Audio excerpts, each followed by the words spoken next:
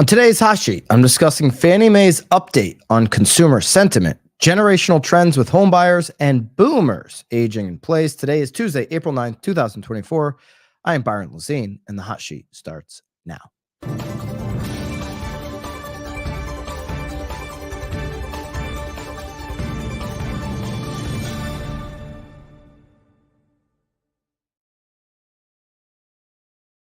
Good morning. Welcome into the Hot Sheet. To get the most out of what we do here at BAM, make sure you subscribe to this channel. It's right down below. Just hit the subscribe and hit the notification bell, especially if you're enjoying these Hot Sheets each and every day, Monday through Thursday, 9:30 and these 6:30 on the West. It's the only place on the internet where you can get this daily update on housing in a live fashion.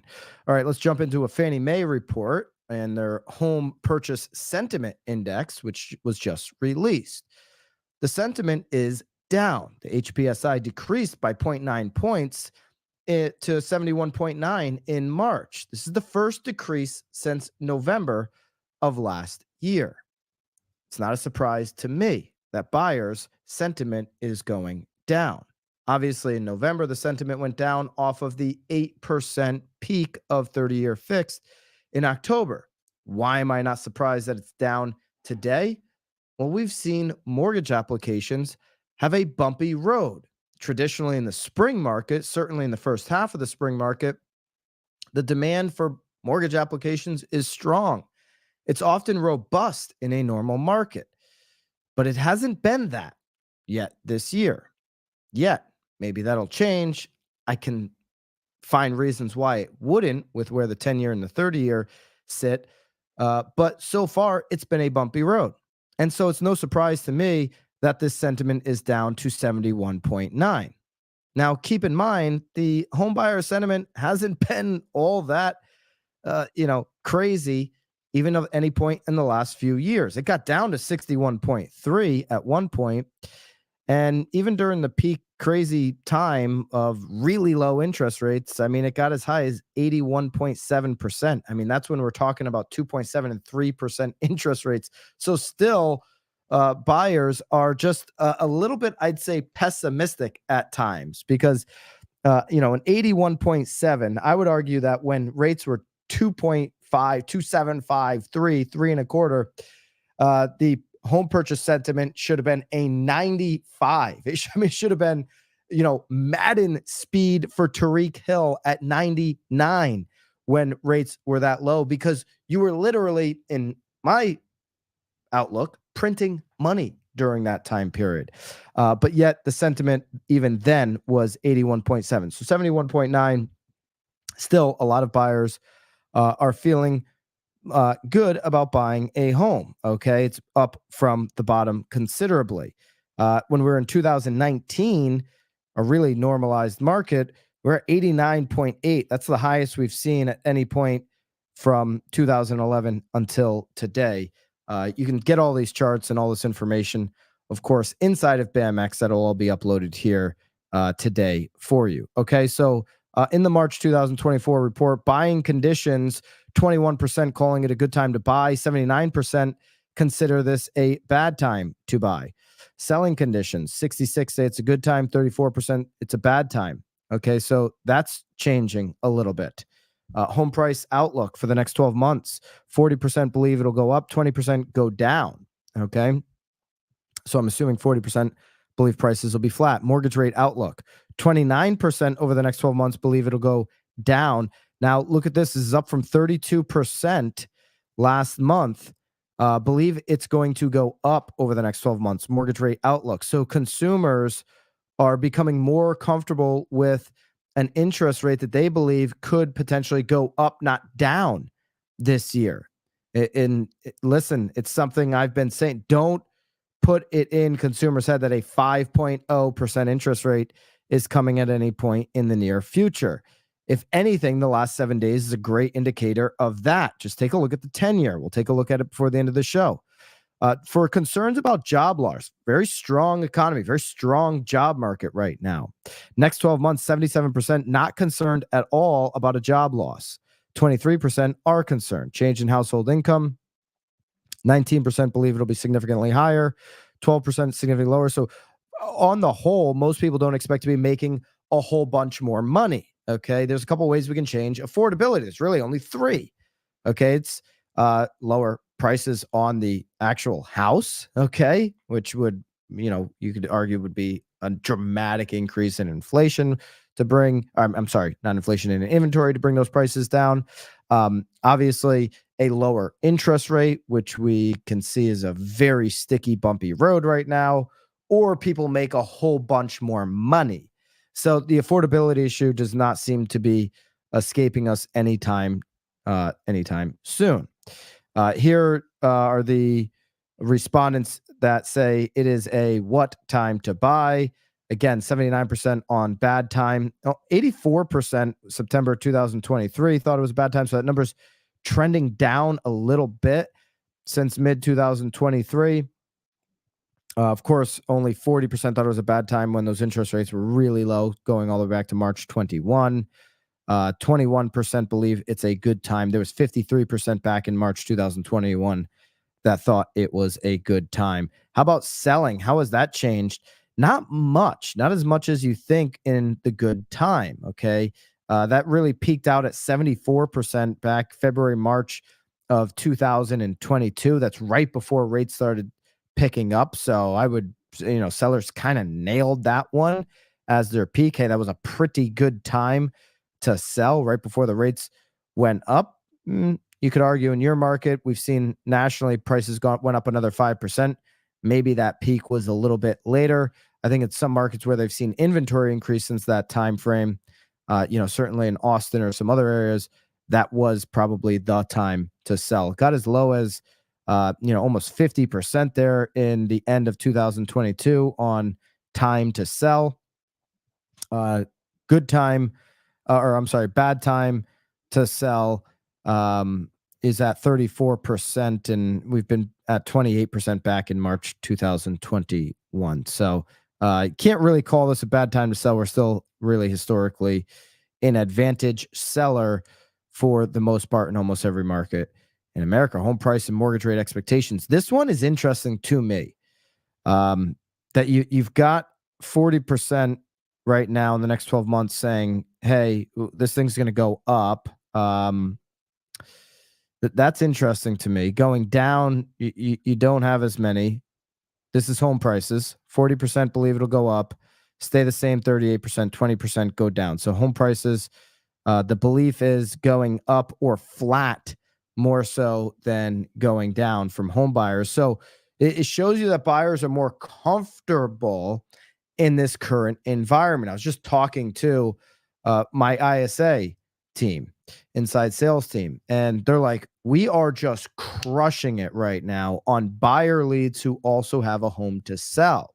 You're starting to see that dam break open just a little bit. That pent up demand of people who are waiting and waiting and waiting to get into the market, that lock-in effect, you're starting to see that loosen up, even in markets like the one that I'm sitting in here in the Northeast, in Connecticut, where the inventory is the lowest in the country. You're starting to see that dam break a little bit. Agents, listen up. You really need to be digging into the buyers with the questions to help their entire journey, to help guide them along the entire process. There are many buyers that are coming through, whether it's a lead portal or any other way that you're generating consumers or leads into clients that are also thinking about selling, have a home to sell, have a reason to sell the other home as opposed to keep it when they buy the next one. Make sure you're uncovering those. We're seeing that go up at a bigger rate than at any point since 2020. Here's respondents on mortgage rates in the next 12 months. Again, less think that they will go down than think they will go up. About 36% believe that they will stay the same. So 70% believe they're either going to go up or stay the same on mortgage rates. Why, as a real estate professional, would you put into their head a high risk suggestion that 30-year fixed rates are going to touch the fives? Fives to a consumer means 5.0. It doesn't mean what you're talking about, which is a projection that in the fourth quarter it could reach 5.9.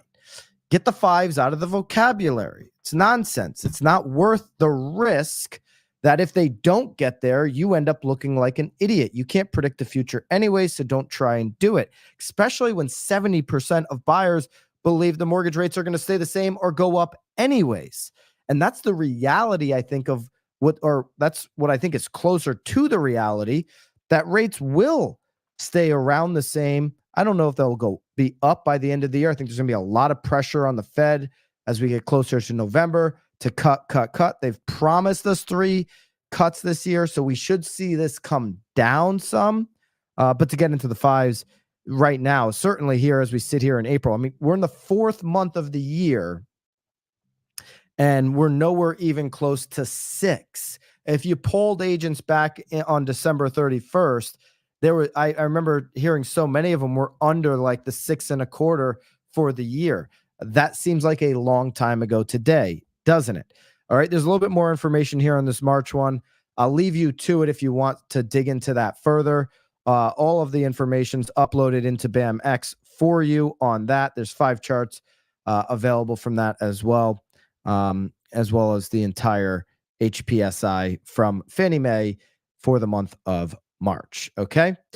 Generationally, there are some trends that we should be paying attention to. Generational trends. There is a 2024 homebuyer and seller trend report by NAR that reveals millennials, constituting of 38% of U.S. homebuyers, are the largest generational group in the market today.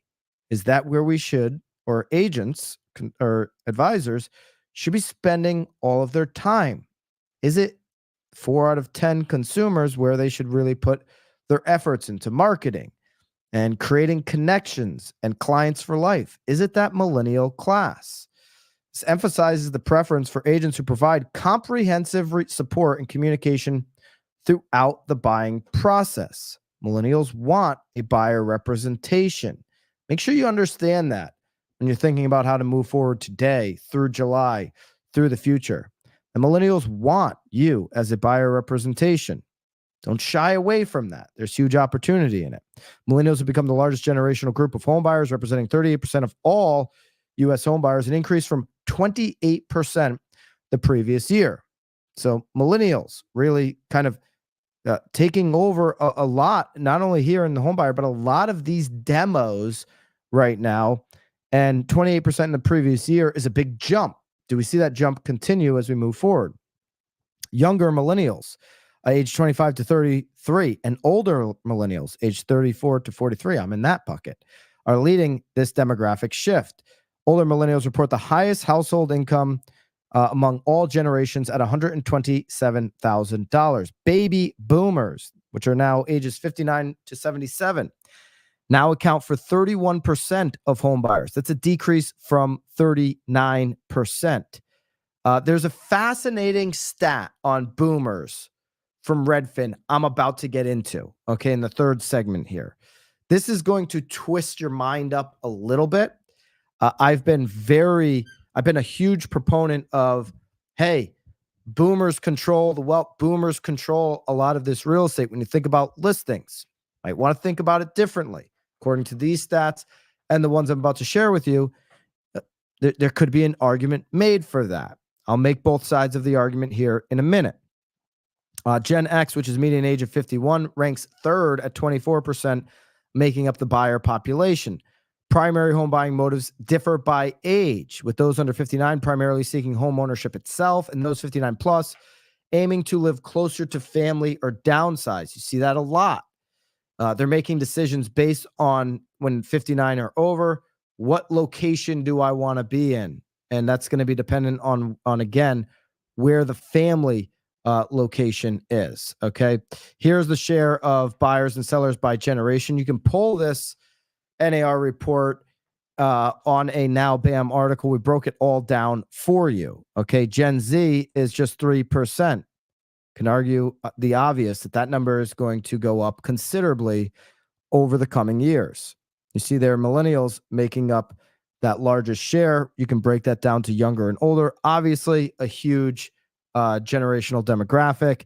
younger millennials are different. I will tell you from personal experience, the younger millennials are different than the older millennials.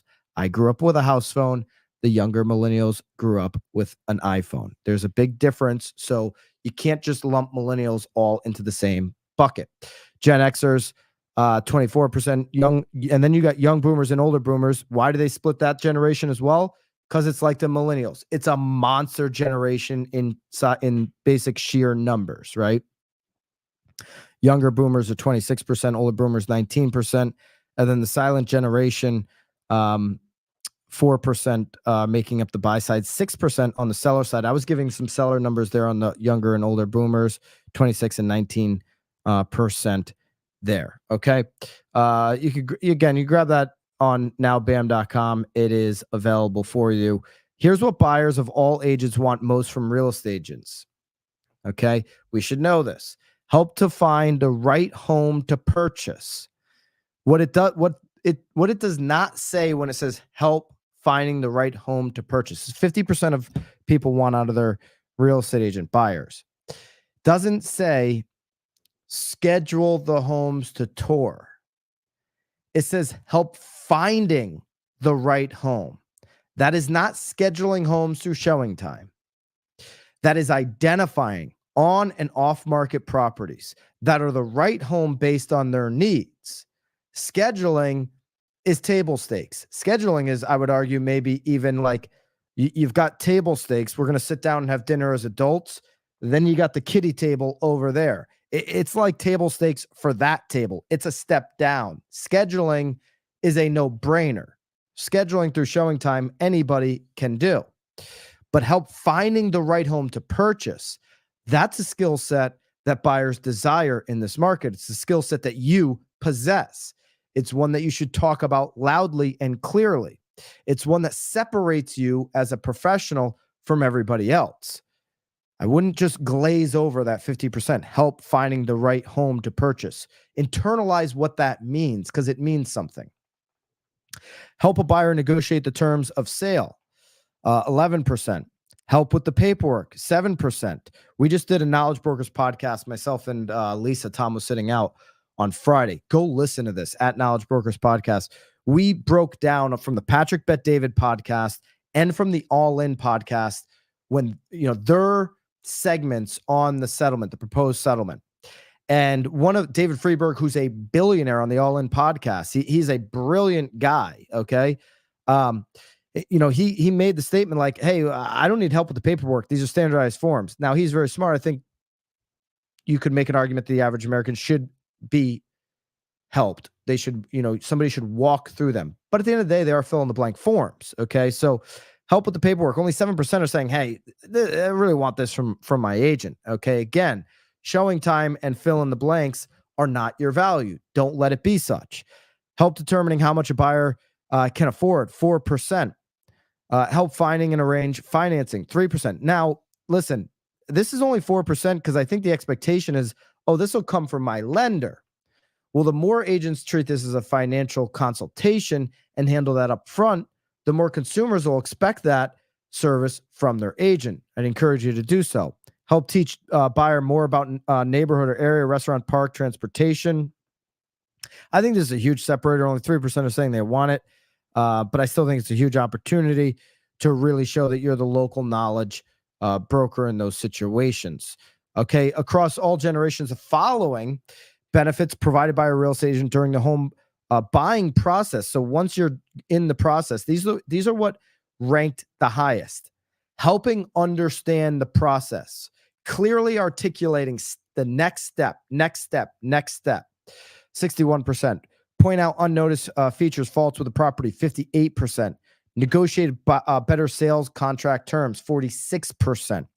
Provide a better list of service providers, 46%. Negotiated better price, 33%. Shorten the buyer's home search, 29%. Those on a timeline are going to value that. Provided a better list of mortgage lenders, 23%. Hey, somebody gave me this rate, I'm going to get you a better rate. Expanded the buyer's search area. Okay, introducing more opportunities, something they weren't thinking about, or narrowing the buyer's search area to exactly where they want to be. That comes in at 16%. Again, the rest of this breakdown, actually, we'll do one more here. Yeah, let's do characteristics buyers look for in an agent. Okay. I think right now with where we're at, there's more in here. There's very in depth. We break it down for you on nowbam.com. You can get the summary on it. You can certainly get the all the charts that we've got and everything over in BAMX, make it easy for you and all of that. But let's also look at the skills and characteristics for a buyer, because right now, more than ever, considering your offering for buyers is really important. Agent's experience, agent reputation, friend or family member, interesting, 12%. I'd have some. That's an opportunity to handle that as an objection. I think that's more of an objection than really what somebody wants. They just think they want that. Agent's knowledge of the neighborhood. Agent has caring personality. Good listener. Good listener. I see. Work on your role playing. When you're role playing, work on your listening. How do you work on your listening? You become a great note taker. Agent is timely with responses. Agent seems 100% accessible, easy to get a hold of. Agent's association with a particular brokerage firm, only 1%. They don't care what firm you're with. Okay, it's not a characteristic buyers are looking for out of their agent. Okay, the other things are way more important. There's a lot more there. It's a detailed report. It's available on nowbam.com. Now, taking a look at this Redfin report. This is interesting. I've often said the last few years that you want to be close with the boomers in your market. Boomers control the inventory. Now, we just went over that NAR report that the largest buyer pool is millennials. What do buyers become? Sellers. I was just chatting with an agent in the office here about an hour ago. I said, you see how many sellers are coming out of ISA right now? Buyer leads that have a home to sell. I said, what do buyers become? He goes, sellers. And then he says, and then sellers become buyers. And then buyers become sellers, right? It's a circle. It's part of the deal.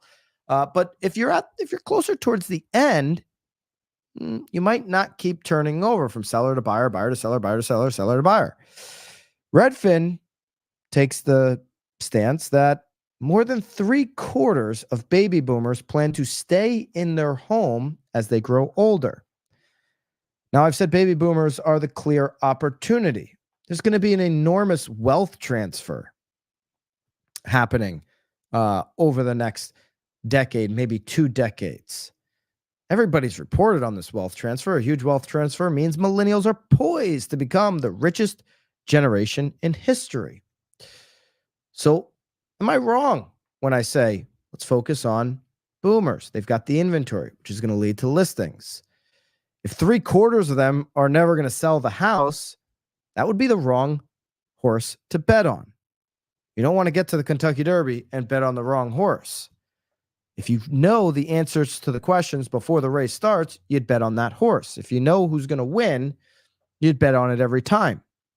You wouldn't even mess with the trifecta exacta. You would just pick the winner and lay it all down. If Redfin's right here and 3/4 of boomers don't ever plan on selling, might not be the approach to take. Older Americans who own their home are staying put largely because they're financially incentivized to do so. This is one of the reasons, Redfin says, that we are seeing a significant shortage of homes for sale. Most baby boomers are not only planning, they're hoping to stay put as they age. Redfin is saying that they don't even want to move to another house. How likely to consider each of the following as part of your aging plan? Aging in place in your current home, 71% definitely or probably will consider. 7% say they've already done this. They're not going anywhere. They're staying put. 16% are thinking about a 55 and older community. 8% are considering moving in with family. 9% moving to assisted living, moving in with a group of friends. The chunk of 71% are just like, I'm cool. I love my house.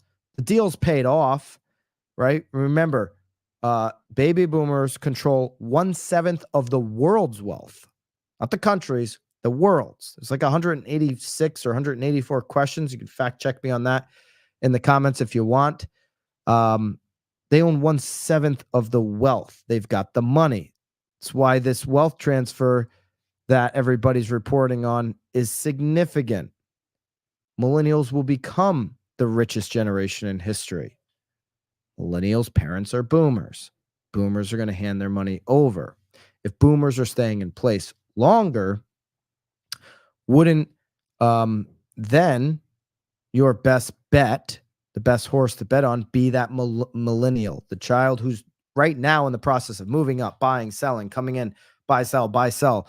It's in that flywheel of multiple deals. And then, oh, by the way, if their parents are staying in place and never selling for the next 20 years, they'll get that house down the road too.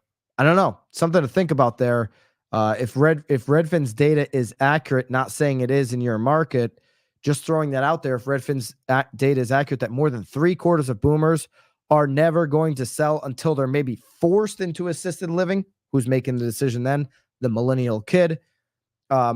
Or they're just going to stay there till the very end. Then who makes the decision in the estate situation? The millennial kid. The wealth transfer is real. That's for sure. But are baby boomers going to stop moving? Are baby boomers going to stop desiring, a move, a new layout, all of these different things and I've got questions about it, but I want to have all the data points and I want to take that into consideration. Certainly, Redfin is putting together this summary and they believe in this number. And I want to consider it and I want to dig in deeper, as you should as well. Okay, what seems to be digging their heels in, or its heels in as of late, is the 10-year treasury. We continue to sit here above that 4.250 number. I'd love to see us sit below that. We're at 4.376. The spread on the 30-year has been better, but it still didn't stop yesterday's move up from 7.101 to 7.11, 7.01 to end the week, then 7.11 on Mortgage News Daily's read for the 30-year fix. So we've got a 30-year now trending up. We've got some uncertainty of when the Fed is going to start those cuts. Again, there's pressure from DC to make that happen as we lead into November. They've promised us 3, but they don't want to see inflation take off. That would probably be even more detrimental to those in DC. So there's a balancing act here that the Fed is trying to play out. Speaking of DC, it's exactly where you should be come June the 6th. June the 6th is the next BAM camp. We've extended early bird pricing until tomorrow. If you're a BAMX member, you get an additional 25% off of early bird pricing. BAM camp June 6th in DC. Tickets are already selling. There's limited space available. Obviously, last year's BAM camp sold out and was an incredible experience for all those that attended. A week from tomorrow, April the 17th, we have BAM Fest. It's a free virtual event.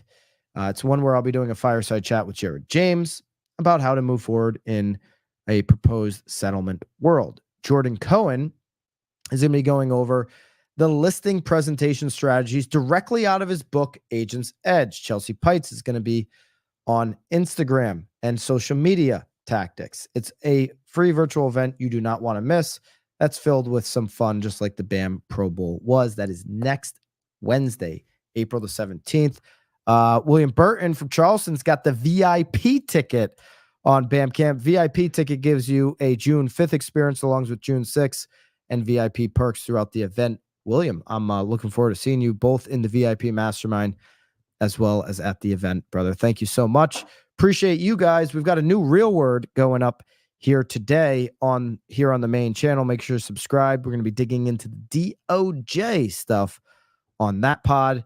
And of course, I will see you over there as well as back here tomorrow on the hot sheet, 6:30 on the west, 9:30 on the east. And you know the deal in between. Until then, toodaloo.